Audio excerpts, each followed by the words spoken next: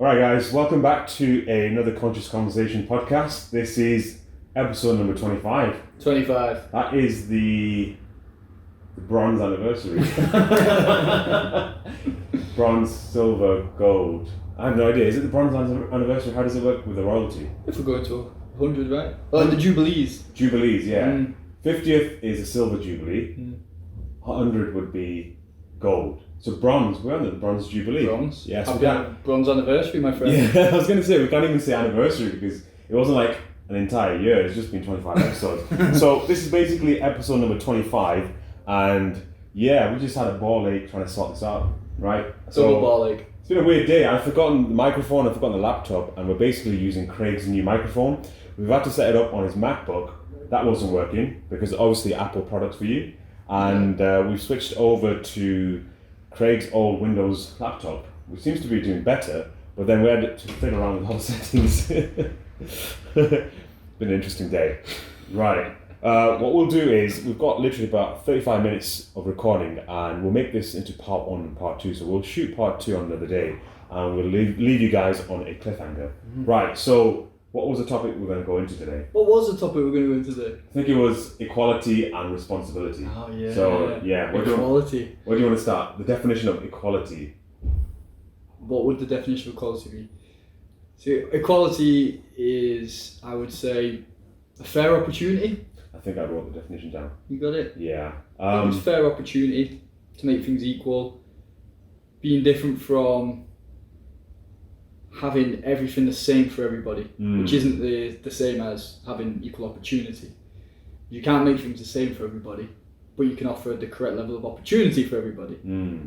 Yeah. What's your definition? I wasn't even a good definition, but I'll just go on to Google and type it in. And I think the issue these days is that it's now become so politicized, you know, and now it's different. So equality, according to Google, is the state of being equal, especially in status, rights, or opportunities. Opportunities, that's the key term. Now, in today's culture, it isn't opportunities that people want equality for, it's the outcome, which is what Jordan Peterson has been banging on about for the last 2 or 3 years since he became big on YouTube.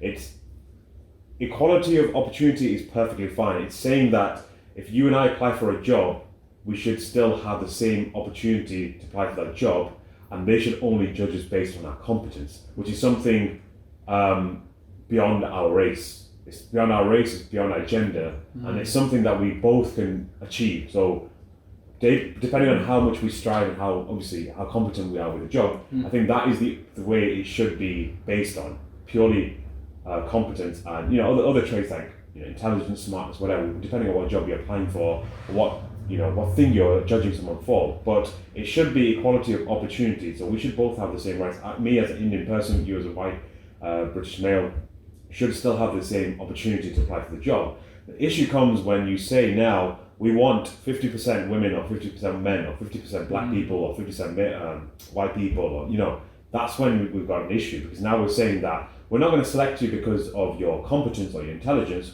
We're now going to select you based on your skin color or just because you might be oppressed. And I think that is a dangerous game to play. And I've just been listening to a lot of Sadhguru videos, and he was going quite deep into this when he had questions about equality. And a lot of the students, modern day students, were asking him this question, and they were talking about women's rights. And he goes, he said it in such a nice way, but in such a pacing way.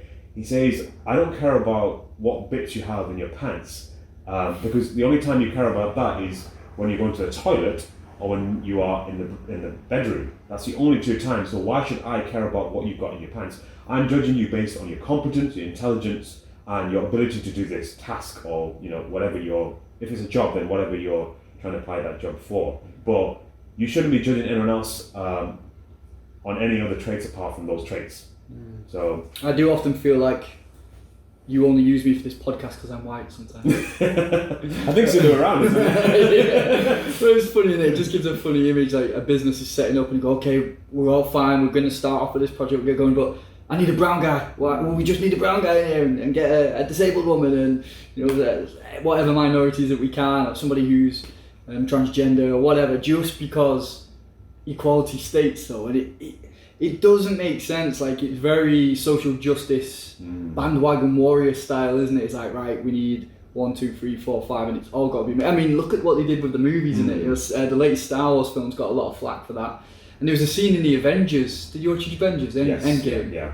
When there was that moment of all the women all stood there, and it was so forced. Like, there's nothing wrong with that. I mean, they were all great heroes, all got good films as well. Yeah, look at Alien and all the women that were heroes back in the days. Scotty Weaver, Alien, Terminator, Sarah Connor, you know, things like that where it's organic and a natural part of the character. But in that Avengers movie, when there was just that woman, like, it's in the middle of a battle in a war, why would have all those women lined up? You know, and it's things like that that do it injustice, that make you see the silliness of forcing it to make social justice apparent, rather than a natural way. And that's how the process of jobs should go, that's how everything else should be. It's like, right, we need, I don't know, whoever for the role, don't base it off men and women. I mean, it's difficult, and race as well, because how do you bring these things to the forefront? I remember watching, I think Stranger Things series 3 or 2, I think it was the third one. Yeah. And Nancy, the older sister, if that was her name, she was at work with her fella, and he was a photographer, and she, you know, an incredible investigator, but none of the guys would take her serious. What year is it set in? 80s, is it? It's some 80s or 70s. 70s or 80s, I think it's towards the 80s. No one would take her serious, and it's like, right, that's when you need an influx, or the realisation for people to go, women can do jobs, you know, let them go in there. And it took the calamity of like the war for women to be able to work, because they could make the shells and the weapons and the munitions and whatnot. And then that was when the world went, oh wow, women, who knew women could do intelligent and hard labour jobs? Like, obviously we can. I think it's seeing what phase of that we're at, and again, not just with women, but with different race and different nationality. Because I mean, I know that through CVs, if somebody has a name like Mohammed, Ikram or anything like that, they generally relegate it a bit to the back rather than David Smith or something that's of British ethnicity. And it's still very tribal, and we have to see that is still very much in the culture, but that doesn't, everything generally comes back to this pendulum, doesn't it? Doesn't mean we have to go right to the other side and then have an influx and make that one black person, one woman, one Chinese, you know, whatever, because we're not completing the job correctly there. We have to be aware if there's two people who've got the same job, they've got very similar CVs, but one's of ethnicity, perhaps that would make more sense, but that shouldn't, you know, subtract from the ability to have the job or the role filled correctly. So tying in with the equality thing, I think the issue is that in today's society, well, if you look at the BLM movement, I was talking to a colleague of ours at Block, obviously I'm not going to mention her name, but she was telling me how her company, she's obviously an ambassador for a particular company, and how they told her, we can't have you representing our company because of all the BLM stuff that's been going on, we want more black people to be represented. They blatantly told her and said, it's because you are that stereotypical blonde, blue eyes yoga girl, so we want a different person representing the company. And I was like, how is this possible? How is it the fact that in today's society, where when we talk about equality and obviously trying to elevate races in that aspect, not just genders but races, that you now decide that, okay, let's ditch all the white people and let's bring up another party of people. You know, I think you're doing the same thing again. You're just going to oppress one group of people, and then you're going to elevate another group of people, and it's just going to cause more problem. And I think the word she used was tokenism.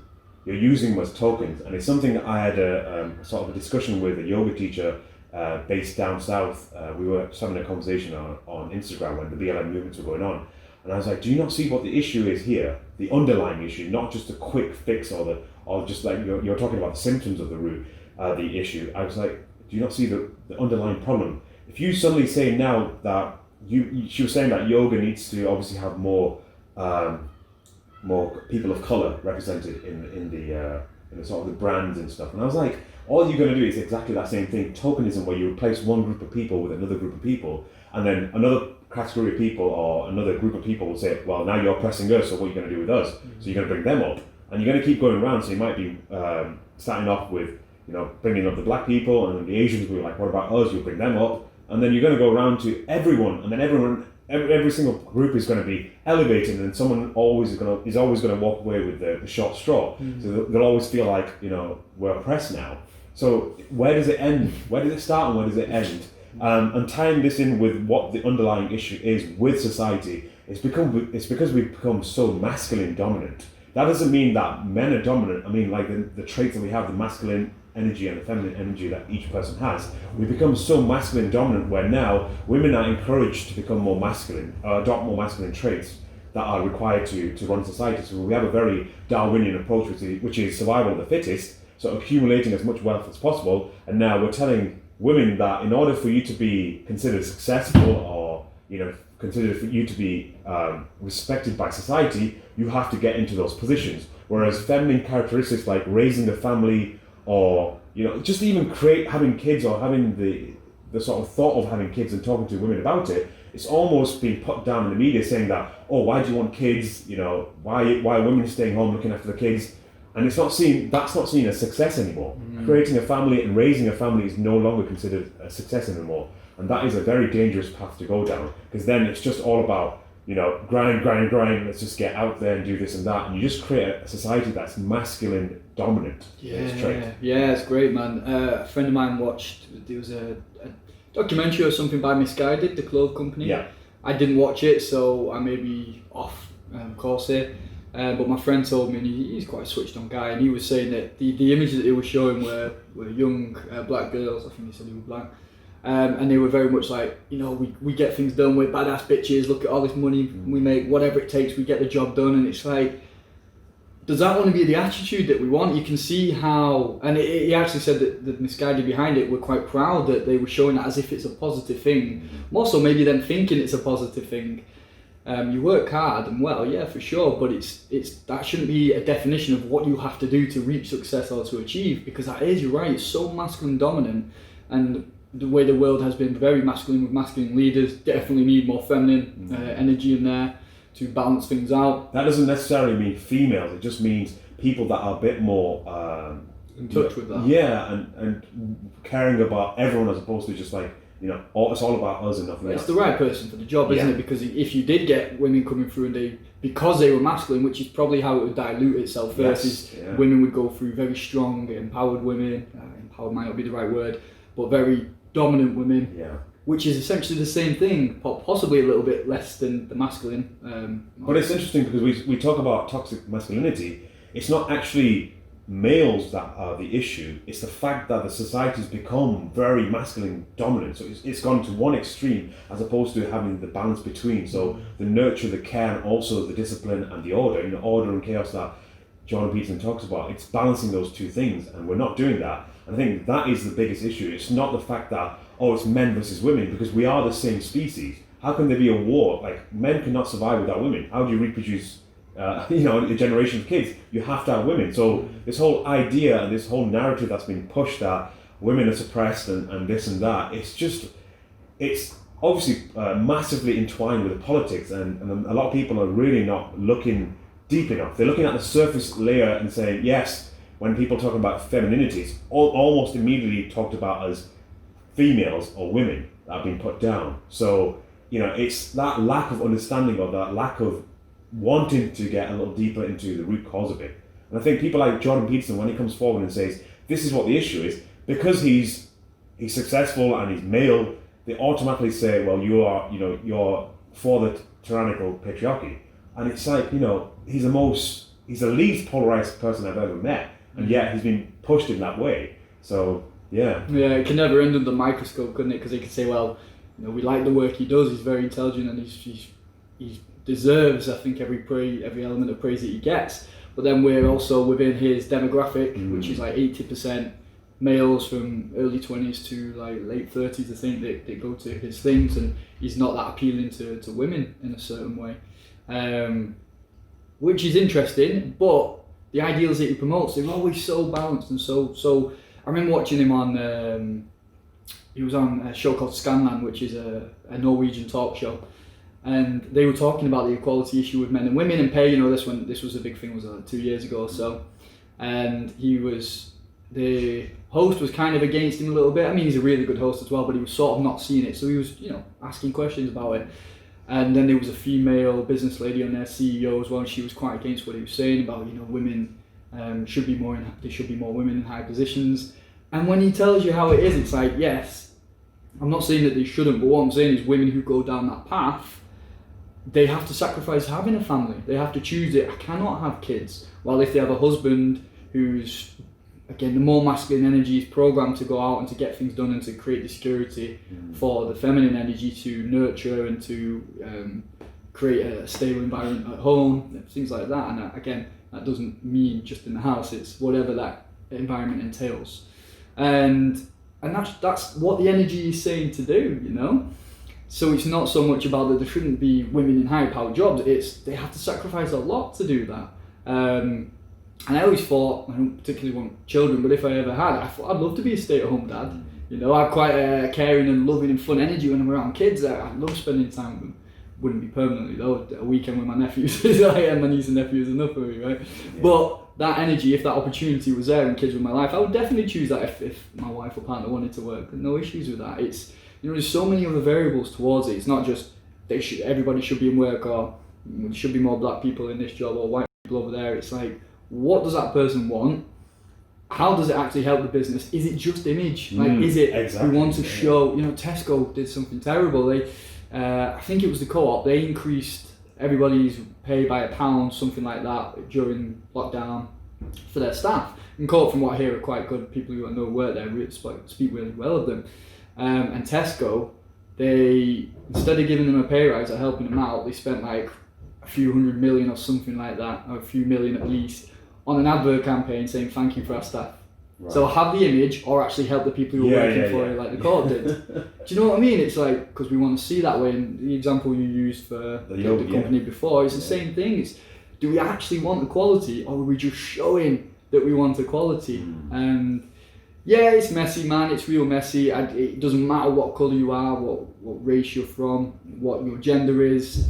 You should have the opportunity to do the right thing for you. It should be offered to you. It shouldn't be shoehorned in. I just think that because we don't know how to do these things, whether it's Black Lives Matter, whether it's transgender and have a million pronouns, whether it's we need more immigrants to work over here, you know, people for or against, we just seem to go the other way and force it through, and then it'll settle down. Yeah, it just seems to be the way for us, I think. And it goes back to responsibility. So, in order to have true freedom, you can't divorce it from responsibility.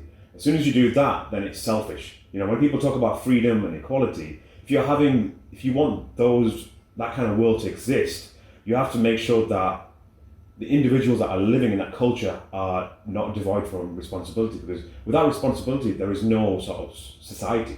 You know, you have to take responsibility for your own actions, for the actions of, you know, what you say and what you do, and the kind of stuff you push. But it seems like in the last, I would say, 3 to 4 months, with all the COVID-19 stuff going around, and then the BLM movements and all that kind of stuff, it just shows you that there is a very it's quite scary that there isn't that much responsibility out there. People are not taking responsibility for their actions and pushing certain things. And I've had a couple of sort of not heated arguments, but a couple of discussions with a few people on Instagram when they posted a particular thing. I said, did you see the entire narrative? Let me give you an example. The video that went viral a few months ago, where that rich couple had the guns out and all the media latched onto it, and they were like, this is toxic, you know, white supremacy is worse. These two rich people are with their guns out, pointing the guns at the peaceful protesters, when in actual fact, these peaceful protesters broke their front gate down to get into their yard. So no one saw that. And I said this to this lady that posted it on her Instagram. I said, do you know the full story? And she was like, no, you know, I don't care. And I was like, and I sent her the full story, and she was like, oh. I said, yeah, this is what the issue is. You're latching onto, people say we're open thinkers and we know that the media makes stuff up. Yeah, you still follow, anytime it follows some of your sort of narrative or whatever you believe in, you automatically post that without thinking, wait a second, let me see the other side of the story, or let me see the fuller picture. So it's just supporting your own views, and it's just a collective sort of echo chamber where you're just bouncing your same ideas, and you're not getting the other side of the argument. And I think this is what the issue is. Taking responsibility and also looking at the fuller picture, and like we said, go to the root cause of the issue. Don't just say, we'll replace one category with another category, because that doesn't solve anything. It's like when you're in the playground days, when you were in school, you know, if you and I get into a fight, we can't just resolve it with another fight. One of us has to step up and say, look, mate, this has gone too far.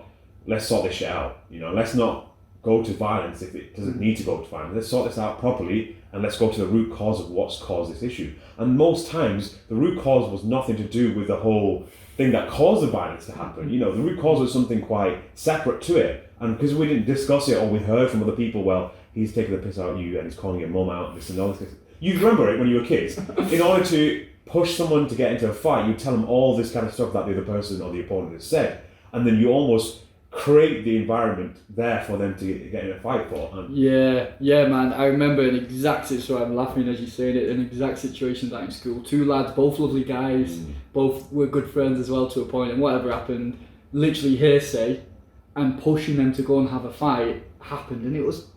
I remember watching it as well. I was like, "This is ugly, man." Like knowing at the time, like these are mates. I didn't understand, to be honest. It was like, why have people done this? Like kids, why have we done this? And at the end of the fight, and it was a pretty brutal fight, they shook hands. One of the lads shook his hand, and the other guy shook his hand, and he walked off, and it was like just heartbreaking stuff like that. And he's like, had to do that because other people are just ignorant, bloodthirsty. They want power. They want to see a fight. Whatever it is, they've got power groups within social structure, friends. This is what we're doing when we're kids. Do people not think that power's beyond our awareness, not even our awareness, power's beyond our small version of a social structure, and not doing that? People who are running countries, people who've got money, people who are using fossil fuels, people who are selling animals as fur, people who clothing items, people who are massive industry. Do you not think that they're doing that to us all the time? What do you think advertisement is? What do you think social media and these adverts that are popping up? That's it. That's exactly it. Look what this person's doing. Oh yeah, that's cool. I'll do that. Like, why? Like, it might actually be cool, but just let that soak in first and see if it is, if that's the thing you want, or that's the view that you have. Because there is no fault there, and we'll just all walk off a cliff. We're following something, the Pied Piper, that we're all going to fall off the cliff because we don't free think. And that example you said is a great example. I think Black Lives Matter is also a really good example. You know, whether people call certain things conspiracies or not, conspiracy being a word for something that isn't necessarily true, or it's a wacky idea, but you have to venture into that realm to actually find the truth. And conspiracy was coined by the CIA to throw that sort of trail of thought off. Anyone who's listening to Joe Rogan will have a clue about that stuff. But when you see or hear the word conspiracy, if you pie it off straight away, like, it's conspiracy, then you've got an issue with your own level of intelligence, because you're not willing to hear the opposite side. I remember talking to a friend of a friend, really intelligent woman. She was from, it wasn't Israel, but she was around that neck of the woods in the east, and she'd moved to Canada, and she was smart. Like, she'd done a lot of psychology, she studied psychology reforms, and we were chatting and 9/11 come up, and she said, you know, there's people in America who believe that the American government did it. And I was like, I'll be honest with you, I'm one of them, and I've researched thoroughly, and I'll talk to people about it. I'm not attached to an idea if this is true or isn't.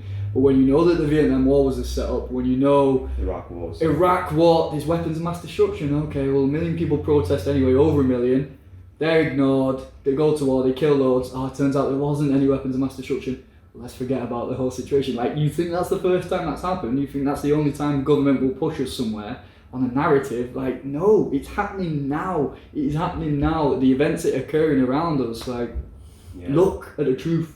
Don't be afraid of conspiracy or diving into them. If you want to be a straight shooter, you will look at not just both sides, but the whole circle, all around it. Listen to that group, listen to this group. That's what equality is. That's listening to everybody and defining and having your own definition of it. Listen to the people who are strong about that, and listen to the people who are a bit flimsy about that. Listen to the people who are figuring it out. Then make your own decision. So tying in with what you just said, if we're going by what the government is doing and what politics are doing as well, or politicians are doing, we've got to a stage when it comes to equality that we can't seem to differentiate someone's differences from discrimination. We've somehow merged those together. So if I'm brown and you've seen me and you say, where are you from? You know, I say it to a few of my students when I see them in class, I'm like, you have a funky accent, you know, where's it from? And it's not done out of malice saying, what the hell are you doing here? It's done out of actual curiosity, you know? And immediately these days, especially during that BLM movement, it was almost the amount of posts I saw people saying, you know, when I was young, this is what happened to me, but you've got to look at the context. You're a child. Yes, kids can be very nasty creatures, but usually the nastiness isn't coming from like an actual racial position. It's coming from the fact that kids are just being kids, which is being nasty and not having any attachment towards political ideologies. So, I remember when I was a kid, I remember actually accidentally being a bully or being called a bully, because all I did was I asked this one kid that, you knew, and it was a Sikh kid, and I'd never seen a Sikh kid, which is funny because I'm Indian, and he had his little headgear, I forgot what it's called. Turbans? No, not the turban, the other one, the smaller one. Oh, right. I don't know what it's called, it's really bad because I'm Indian. Really bad, but he had it on, but I couldn't tell whether it was a girl or a boy, so we called him boy girl. And obviously that's a really bad term. If you look at the actual, if I said that now to someone, you look like a boy girl, it's quite bad.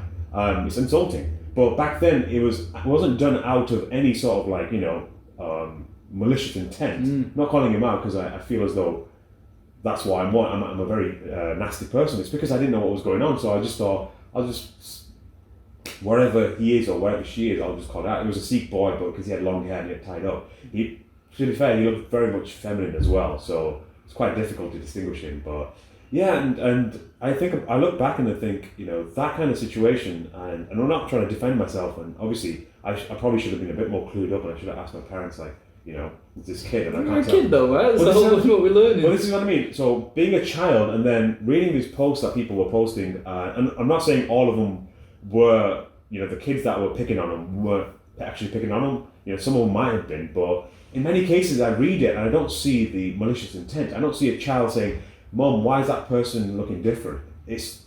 They're asking it out of genuine curiosity, thinking, "Oh, she looks different," but they don't have to express themselves in that polite way, because what do we do as these kids grow up? We condition them to be, you need to say please, you need to say thank you. So as you grow up, you do develop those qualities to become more polite. But then as a child, you don't have that when you're quite young. So I was reading this one post, and the way I interpreted it was, this kid was mixed race, and she was like, "Oh, I've suffered racism throughout my entire life." And then her main example was when I was young, when I was in primary school, and I walked into my new school. The kids turned around and said, "Look, Mummy, she looks different." I mean, that's what I mean. Is it bad for someone to say this person looks different? And people are now automatically confusing that with someone being discriminatory or racist towards someone. It doesn't mean that. It just means someone's asking a genuine question or just making a genuine assumption that this person looks different. Yes, they look different because the majority of your class were white. So you have someone who's mixed race coming in. Yes, they look different. And for me, there is no actual discrimination there, or negative discrimination. It's discrimination in the sense that we discriminate everything. Like we discriminate what kind of people we're attracted to, what kind of social group we're attracted to, the type of stuff we watch. We're individuals, so we have discrimination as a natural thing. When you take something that's a natural human element, not even human, it's a natural life element. Like all creatures discriminate. When creatures are looking for, like animals are looking for a mate, they discriminate who they're going to select as a partner. So every single thing in life discriminates. And then as soon as we make discrimination a tool for political ideologies, then we've got a huge problem, because every time I say, "Well, I'm discriminating this from that," you automatically assume, well, he's judging in a negative way. It doesn't mean that. Everyone discriminates, like I said, when you're attracted to a certain person but you're not attracted to someone else. What do you think that is? Well, that's just attraction. Well, that's attraction in the sense of discrimination. The opposite of attraction's repulsion. It's repelling. Yeah. If it's dualistic. Exactly, and that's discrimination. And you have that. If we didn't have discrimination, we'd be dead. If you couldn't tell there's a cliff there, and if I walk off, I'm going to die from something that looks like a cliff, but there's a ditch there, and it's not going to kill me, that's discrimination. So the fact that we now have created this discrimination versus differences and merged them together is a very dangerous path. Now, anyone who points out differences in someone, you can't even point differences out now. Like if I say to you, "I'm Indian," and you question me and you start asking me questions, I can immediately pull the race card these days and I can get you done for it. So how dumb is that? And yet I want you to see me as an Indian. So which one is it? Do you want me to?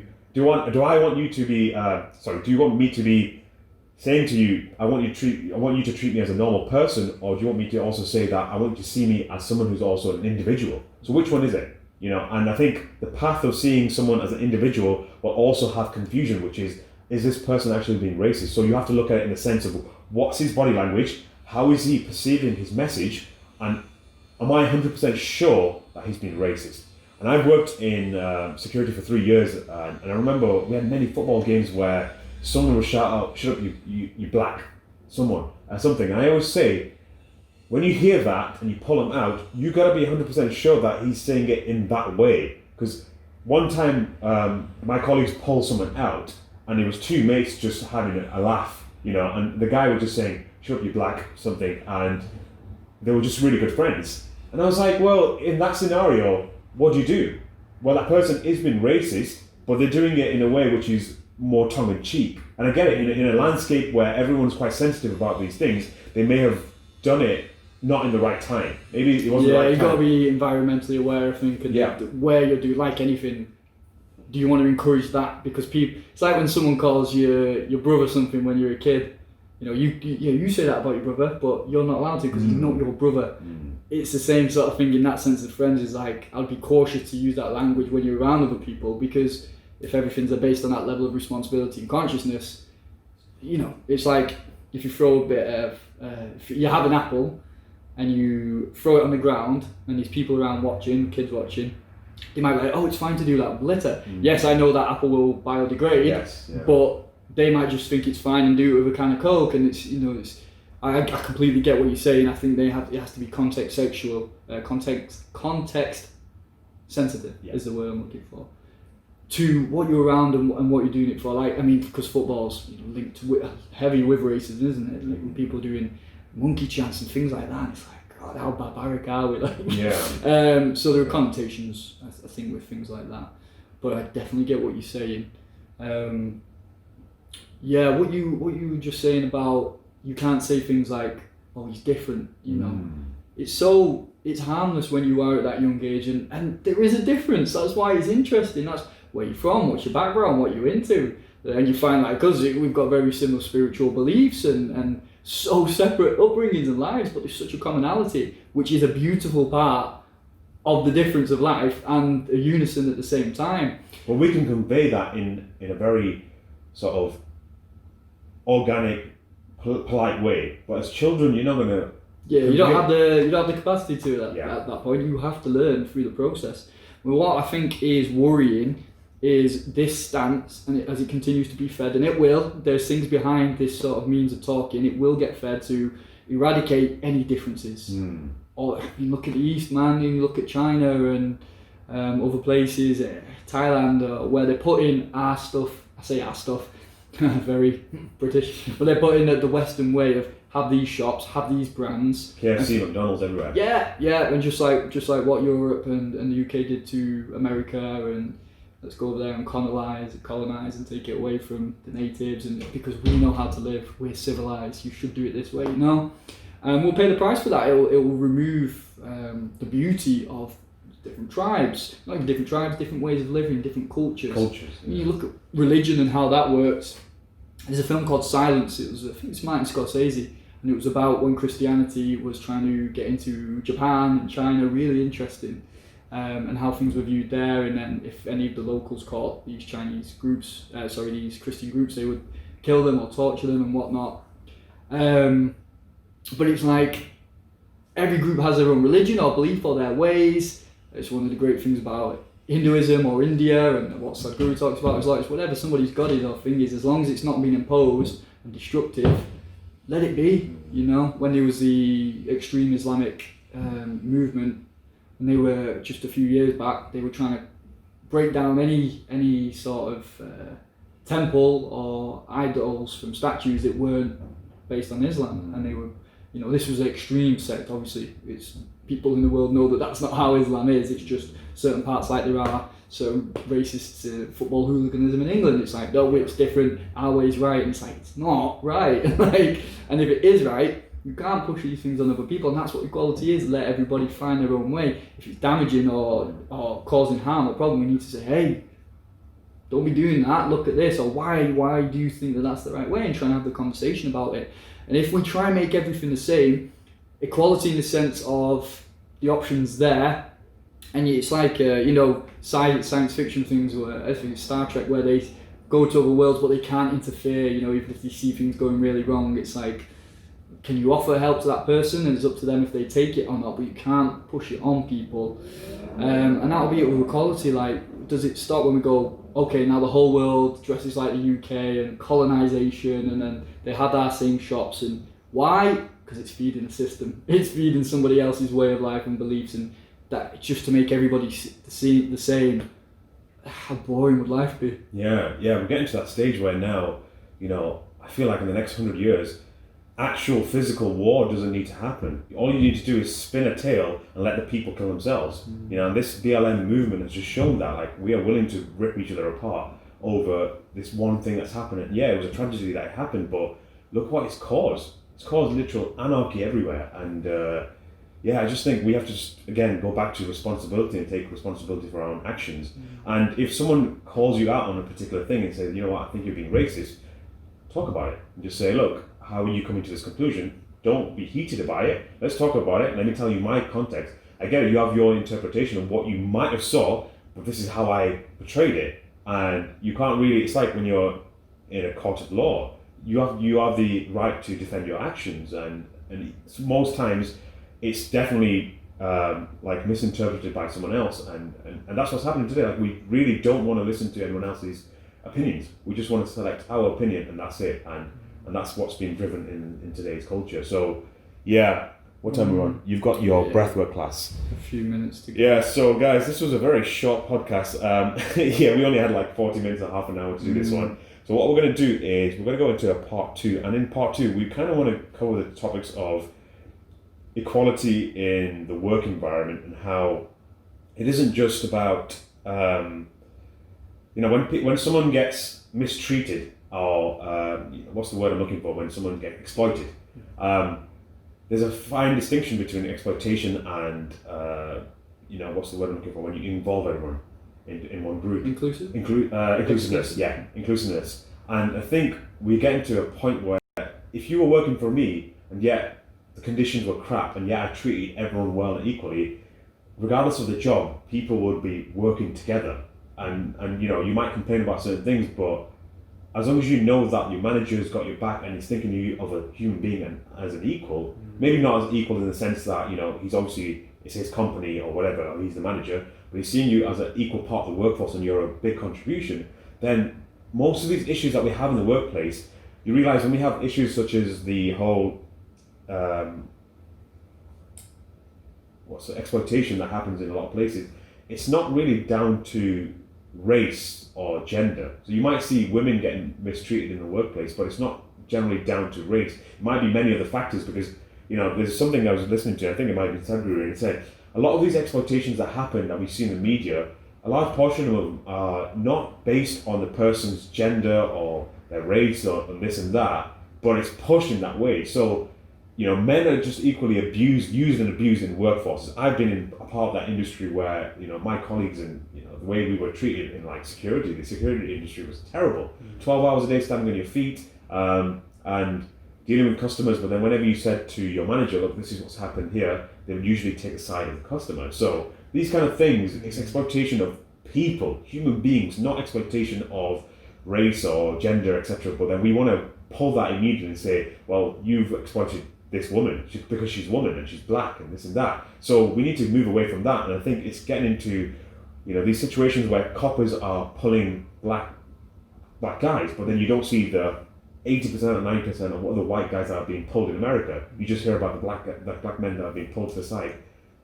So we have to look at it in that way. So we want to tie it in with the workplace environment, also talk about how the whole exploitation is exploited in itself. It's exploited by the media to say this is what's happening in the world, and people now become angry because of that.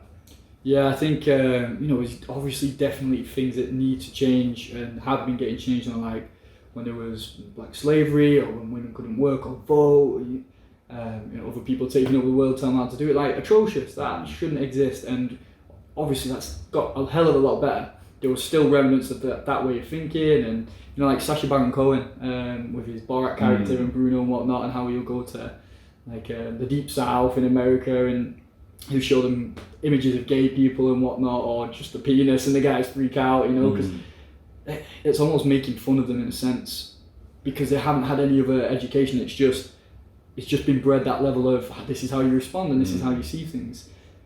Now I think when we're fortunate where we are and to have an open mind or good people around you who can illuminate these things and open your mind a bit. I remember, with the white privilege thing, and I didn't really understand what it was, and then listening to people to get a grip of it, it's like, right, what it's really saying is that we've got privileges that we don't see or recognise as white people, or maybe just certain areas of the West now, that other people don't have, or other countries don't have, and it's recognising that within ourselves. So yeah, these things that do need work on, we still have to work on. It's just let's be very open and not aggressive. not aggressive about it. Like, you should think this or should be. It's like, well, let's really look at, does this job really call for that kind of person in here, or that woman in there, or that gender in there, or that colour, whatever it is. Like, does it really need that, or is it because we're trying to save face, or we're fighting something that maybe we're fighting ourselves in a way? And the inclusive and exclusive thing, it's an interesting one, isn't it? First, look at your own mindset towards that. Why are we inclusive, or why are we exclusive? Why do we want to be seen with that person or that brand, or allow these many people in there? Why don't we? Well, there's insecurities, and there's something that's not fully accepting of life and ourselves and the whole picture across the broad. Because that's what it comes down to. If you want to change society and the way the world is, you have to change yourself, and then the world will change. Your world will change, and then that will change the world. Definitely. And I think Simon Sinek has a really good book, if you guys want to check it out. It's called Leaders Eat Last. It's a really interesting book that covers this kind of dynamic that happens in work, and how people are willing to stick by you and be loyal to you as long as you treat them properly and not exploit them. But yeah, right, guys. Yeah. So this won't be our shortest one though. I think it's gone up to about 41 minutes, so I don't think it'll be our shortest one, but it'll be one of the shorter ones. And like I said, there'll be a part 2. We'll cover that next week. Hopefully everything's sorted out before then. Yeah, we'll get it running. I'll have the mic sorted. Right, guys, so as usual, this is going to be on Spotify, YouTube, iTunes, and all the other audio platforms, and a preview will be on Instagram. Craig's got his breathwork class, and yeah. Stay conscious. Done.